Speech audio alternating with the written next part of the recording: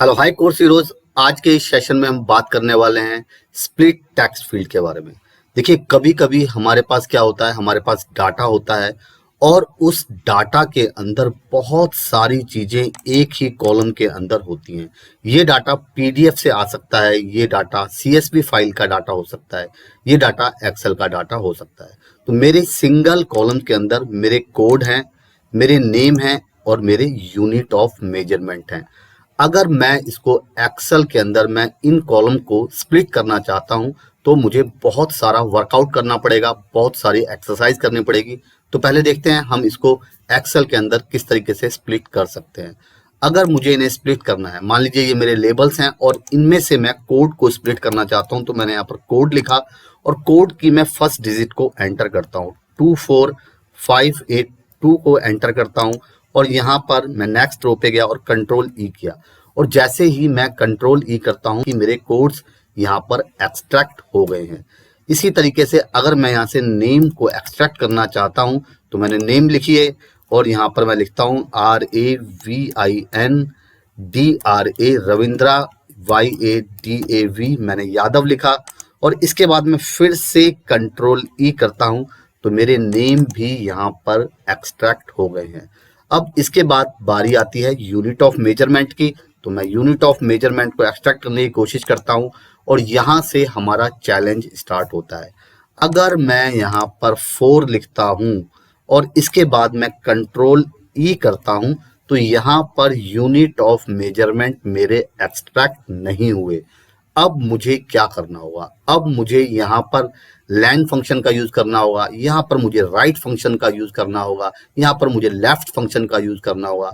तो इन सब फंक्शंस को यूज करने में मेरा बहुत ज्यादा टाइम वेस्ट होगा। तो अब हम इस एक्सरसाइज को पावर बीआई के अंदर बहुत आसानी से कर सकते हैं और इसमें हम किस चीज का यूज करेंगे? इसमें हम यूज करेंगे पावर क्वेरी का। तो देखते हैं इसको हम पावर बीआई के अंदर किस तरीके से सॉल्व कर सकते हैं। तो ये मेरी पावर बीआई की विंडो है। फिर से एक बार ट्रांसफॉर्म डाटा पे जाते हैं, ट्रांसफॉर्म डाटा पे क्लिक करा और ये मेरा पावर क्वेरी एडिटर यहाँ पर ओपन हो गया। अभी यहाँ पर कोई भी क्वेरी नहीं है। इस सेशन को मैंने ऐड किया है, इसको इसलिए ऐड किया है क्योंकि जो स्प्लिट फंक्शन है वो बहुत ज्यादा इंपॉर्टेंट फंक्शन है और आपको चीजों को स्प्लिट करना आना चाहिए। तो यहाँ पर हम किस पे क्लिक करेंगे? फिर से न्यू सोर्स पे क्लिक करा और जैसे ही हम न्यू सोर्स पे क्लिक करते हैं नई डायलॉग बॉक्स ओपन हो जाता है और यहाँ पर आपको सारी फाइलों के ऑप्शंस दिखाई दे रहे हैं। तो कुछ भी फाइल हो सकती है, टेक्स्ट फाइल हो सकती है, सीएसवी फाइल हो सकती है, पर यहाँ पर हमारे पास एक्सेल की फाइल है। तो मैंने एक्सेल की फाइल पे क्लिक करा और ये जो मेरी फाइल है मेरे डेस्कटॉप के ऊपर पावर बीआई के अंदर स्प्लिट टेक्स्ट फील्ड, यहाँ पर आप इस फाइल को देख पा रहे हैं। मैंने इस फाइल के ऊपर क्लिक करा और ये फाइल मेरी कनेक्ट हो रही है। नेविगेटर के अंदर ये आपको टेबल दिखाई दे रही है और राइट हैंड साइड में आपको टेबल का व्यू दिखाई दे रहा है और मैं इस पे ओके हिट करता हूं और जैसे ही मैं यहाँ पर ओके हिट करता हूं तो मेरी प्रोसेसिंग क्वेरी हो रही है। यहाँ पर टेबल है, टेबल का लेबल का नेम देना है, तो आपको पता है हम होम पे जाएंगे और use first row as a header हमने क्लिक किया और हमारा जो फर्स्ट रो थी वो हमारी हेडर के अंदर चेंज हो गई है। अब हम स्प्लिट फंक्शन को देखते हैं। तो स्प्लिट फंक्शन कहां पर है? होम के अंदर यहाँ पर स्प्लिट कॉलम का एक ऑप्शंस दिखाई दे रहा है।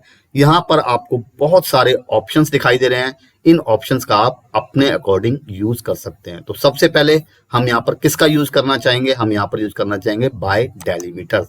जैसे ही मैं बाय डेलीमीटर्स पे क्लिक करता हूं मेरी एक फिर से डायलॉग बॉक्स ओपन होता है और यहां से हम डेलीमीटर्स को सेलेक्ट कर सकते हैं। तो सेलेक्ट और एंटर डेलीमीटर, तो यहां से हम सेलेक्ट कर रहे हैं। तो यहां से हमने स्पेस को सेलेक्ट करा और स्पेस को सेलेक्ट करने के बाद हमने स्प्लिट एट पे लेफ्ट मोस्ट डेलीमीटर, यानी कि लेफ्ट साइड से जो पहला स्पेस होता है वहां से कॉलम को स्प्लिट कर रहे हैं। तो जैसे ही हमने इस पे क्लिक करा और ओके हिट करते हैं मेरा जो कॉलम है यहाँ से स्प्लिट हो गया है। यहाँ पर टेबल 1 यहाँ पर आपको दिखाई दे रहा है। मैं इसका नाम चेंज कर सकता हूँ, मैं इसका नाम कर सकता हूँ कोड। तो मैंने यहाँ पर कोड, मेरे नाम यहाँ पर आ गए हैं। सेकंड कॉलम में हमसे फिर से स्प्लिट करना चाहते हैं। अब किस तरीके से स्प्लिट करना चाहते हैं? फिर से हम स्प्लिट पे गए, बाय डेलीमीटर्स पे गए और इस बार हम राइट मोस्ट डेलीमीटर और स्पेस के थ्रू हम इसको स्प्लिट करना चाहते हैं। तो मैंने ओके हिट करा और ये मेरे फिर से स्प्लिट हो गए हैं। तो अब ये मेरे नेम का कॉलम है तो मैंने इसको नेम का कॉलम यहाँ पर दे दिया। अब थर्ड ये जो है इनको हम स्प्लिट करना चाहते हैं, हम इसको किस तरीके से स्प्लिट कर सकते हैं। तो स्प्लिट करने के लिए मैंने स्प्लिट पे क्लिक किया और इस बार हम यहाँ पर बाय नंबर ऑफ करेक्टर का यूज करते हैं।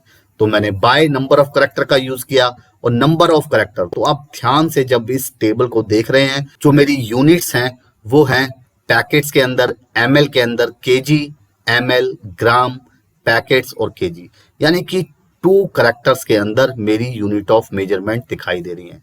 तो मैं नंबर ऑफ करेक्टर यहाँ पर 2 लिखता हूं और किस तरीके से करता हूं, once as far right as positions. तो मैं राइट हैंड साइड से 2 करेक्टर्स पे मैंने क्लिक करा और मैंने ओके हिट किया और जैसे ही मैं ओके हिट करता हूं तो मेरे ये करेक्टर भी यहां से स्प्लिट हो चुके हैं। मैं 4 और पीके के बीच में स्पेस देना चाहता हूं और इनको कंबाइन करना चाहता हूं।